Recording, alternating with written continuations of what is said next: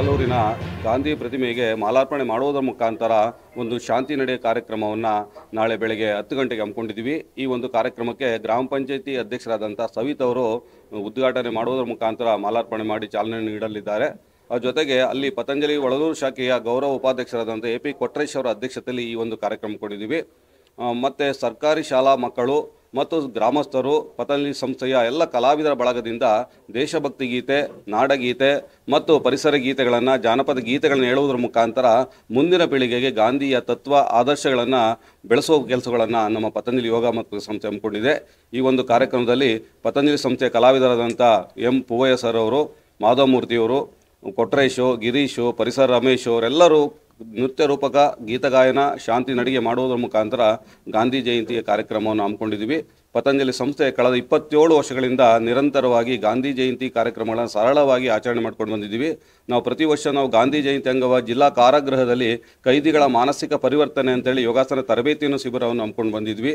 ಈ ಸಲ ನಾವು ಒಳಲೂರಿನಲ್ಲಿ ಗಾಂಧಿ ಪ್ರತಿಮೆಗೆ ಮಾಲಾರ್ಪಣೆ ಮಾಡೋದ್ರ ಮುಖಾಂತರ ಅಲ್ಲಿ ಎಲ್ಲ ಸರ್ವ ಜನಾಂಗದ ಶಾಂತಿಯ ತೋಟ ಅಂತ ಎಲ್ಲ ಧರ್ಮದವರು ಇರುವಂಥ ಒಂದು ಸ್ಥಳದಲ್ಲಿ ನಾವೊಂದು ಶಾಂತಿ ನಡಿಗೆ ಜಾಥವನ್ನು ಮಾಡೋದ್ರ ಮುಖಾಂತರ ನಾವು ಮಹಾತ್ಮ ಗಾಂಧಿ ಜಯಂತಿಯನ್ನು ಅರ್ಥಬದ್ಧವಾಗಿ ಆಚರಣೆ ಮಾಡ್ತಿದ್ದೀವಿ.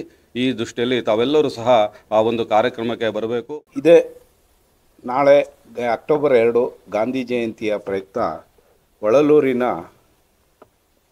ಒಳಲೂರಲ್ಲಿ ನಾವು ಗಾಂಧಿ ಜಯಂತಿಯನ್ನು ಆಚರಿಸ್ತಾ ಇದ್ದೀವಿ.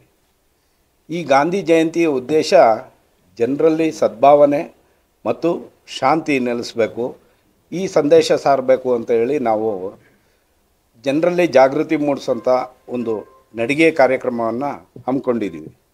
ನಾವು ಪ್ರತಿ ವರ್ಷ ಏನು ಮಾಡ್ತಾಯಿದ್ದೋ ಅಂದರೆ ಜಿಲ್ಲಾ ಕಾರಾಗೃಹದಲ್ಲಿ, ಕೇಂದ್ರ ಕಾರಾಗೃಹದಲ್ಲಿ ಕೈದಿಗಳ ಮನಪರಿವರ್ತನೆಗೆ ಸಂಬಂಧಿಸಿದಂತೆ ಅವರಿಗೆ ಯೋಗಾಸನ, ಆಮೇಲೆ ಧ್ಯಾನ, ಈ ರೀತಿ ಕಾರ್ಯಕ್ರಮಗಳನ್ನು ಹಮ್ಮಿಕೊಳ್ತಾ ಇದ್ದೋ. ಈ ವರ್ಷ ವಿಶೇಷವಾಗಿ ಗೀತಗಾಯನ ಮತ್ತು ಶಾಂತಿ ನಡಿಗೆ ಜಾಥಾದ ಮುಖಾಂತರ ಜನರಲ್ಲಿ ಜಾಗೃತಿ ಮೂಡಿಸೋಂಥ ಗಾಂಧೀಜಿಯವರ ಆದರ್ಶಗಳನ್ನು ಜನ ಅಳವಡಿಸ್ಕೊಳ್ಳೋಂಥ ಉತ್ತೇಜಿಸುವಂಥ ಕಾರ್ಯಕ್ರಮದಲ್ಲಿ ನಾವು ಈ ಕಾರ್ಯಕ್ರಮವನ್ನು ಹಮ್ಮಿಕೊಂಡಿದ್ದೀವಿ. ಆಗಿರೋದ್ರಿಂದ ಇಂಥ ಕಾರ್ಯಕ್ರಮಕ್ಕೆ ತಾವೆಲ್ಲರೂ ಆಗಮಿಸಿ ನಮಗೆ ಪ್ರೋತ್ಸಾಹಿಸಬೇಕಾಗಿ ತಮ್ಮಲ್ಲಿ ಸವಿನಯ ಪ್ರಾರ್ಥನೆ. ನಮಸ್ಕಾರ.